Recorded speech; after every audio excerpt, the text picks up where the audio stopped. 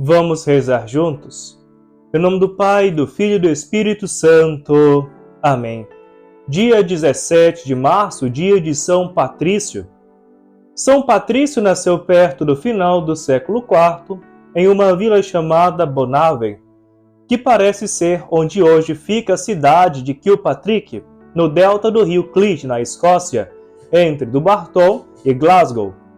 Ele mesmo se define bretão e romano, ou de uma descendência mista, e diz que seu pai, chamado Calpurnio, era de uma boa família. Alguns autores chamam sua mãe de Conchessa e dizem que era sobrinha de São Martinho de Tours. Aos 16 anos, foi capturado por bárbaros que o levaram em cativeiro até a Irlanda, onde foi obrigado a pastorear o gado nas montanhas e florestas, faminto e despido em meia neve, chuva e gelo. Enquanto vivia nessa condição sofrível, Deus teve piedade de sua alma e despertou-lhe um senso de dever através do impulso de uma poderosa graça interior.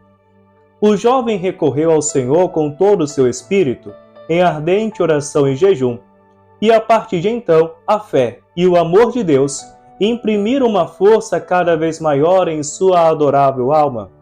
Após 6 meses submetido à escravidão, pelo mesmo mestre, São Patrício foi aconselhado por Deus em sonho a retornar ao seu país, informado de que havia um barco pronto para partir. Embora a grande distância, imediatamente se dirigiu à orla e encontrou a embarcação, mas não obteve passagem, provavelmente por falta de dinheiro. O santo voltou à sua cabana, orando ao longo do caminho. Assim, os marinheiros, apesar de pagãos, chamaram-no de volta e o levaram a bordo. Após 3 dias de viagem, aportaram. Porém, tiveram ainda de vaguear por 27 dias pelas regiões ermas e sofreram grande angústia com a falta de provisões, não encontrando nada para comer. Patrício muitas vezes falara ao grupo sobre o poder infinito de Deus. Perguntaram-lhe então por que não orava pedindo ajuda. Animado por uma fé poderosa, garantiu-lhes que, caso se dirigisse de todo o coração ao verdadeiro Deus, ele os ouviria e socorreria. Assim o fizeram, e no mesmo dia depararam com uma vara de porcos. A partir de então jamais lhe faltaram provisões, até que no 20º dia chegaram a uma região cultivada e habitada. Alguns anos mais tarde, São Patrício foi novamente levado em cativeiro, mas recobrou a liberdade após 2 meses. Quando estava em casa com os pais, Deus lhe revelou, por diversas visões, que o havia destinado à grande obra de conversão da Irlanda. Seus biógrafos dizem que após esse segundo cativeiro, ele viajou a Gália e a Itália, onde viu São Martinho, São Germano e o Papa Celestino, e que recebeu sua missão e bênção apostólica do pontífice, o qual veio a falecer em 432. É certo que passou muitos anos se preparando para o seu chamado divino. Abandonou a família e vendeu sua primogenitura e nobreza, a fim de servir a estrangeiros, e consagrou a alma a Deus, pronto para carregar seu santo nome aos confins da terra. Com essa disposição, foi pregar o Evangelho na Irlanda, onde ainda reinava o culto de ídolos. Dedicou-se inteiramente à salvação desses bárbaros. Viajou por toda a ilha, penetrando nos mais distantes recônditos. E tamanho foi o fruto de suas pregações e sofrimento, que batizou um número infindável de pessoas. Em toda parte ordenou sacerdotes, induziu mulheres a viver em santa viuvez e continência, consagrou virgens a Cristo e instituiu monges.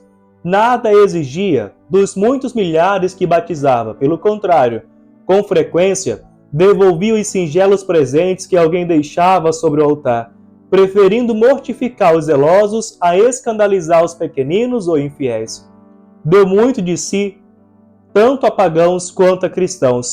Distribuiu generosas esmolas aos pobres nas províncias por onde passava, confeccionou presentes para os reis, julgando tudo isso necessário ao progresso do Evangelho, e sustentou e educou muitas crianças, as quais treinava até que pudessem servir no altar.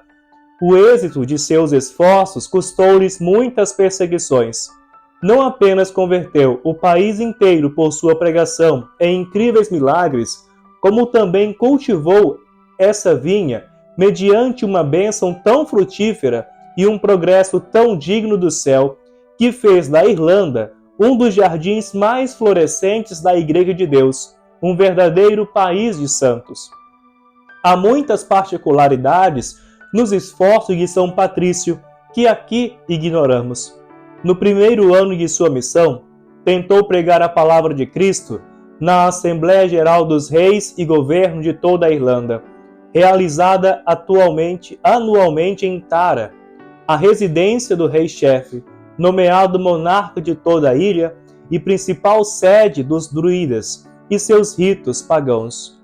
O filho de Neil, o monarca-chefe, declarou-se contra o pregador. Contudo, Patrício converteu diversos ali presentes, e a caminho para o local já havia convertido o pai de São Benigno, seu sucessor imediato na sé. Depois, converteu e batizou os reis de Dublin e Munster, e os 7 filhos do rei de Connaught, junto com a maior parte de seus súditos, e antes da morte quase toda a ilha. Fundou um mosteiro em Amarg, outro chamado Domac, ou Igreja de Patrício, também um terceiro chamado Sabal Padre, e preencheu o país de igrejas e escolas de devoção e ensino, cuja reputação, por 3 séculos seguidos, atraiu muitos estrangeiros à Irlanda. Faleceu e foi enterrado em Down, em Ulster. Seu corpo foi encontrado ali, em uma igreja com seu nome, em 1185, e trasladado para outra parte do mesmo templo. A Irlanda é a sementeira de onde São Patrício enviou seus missionários e mestres à América do Norte e à Austrália, em tempos modernos. Devem-se ao cristianismo, à fé e ao zelo dos filhos e filhas de São Patrício.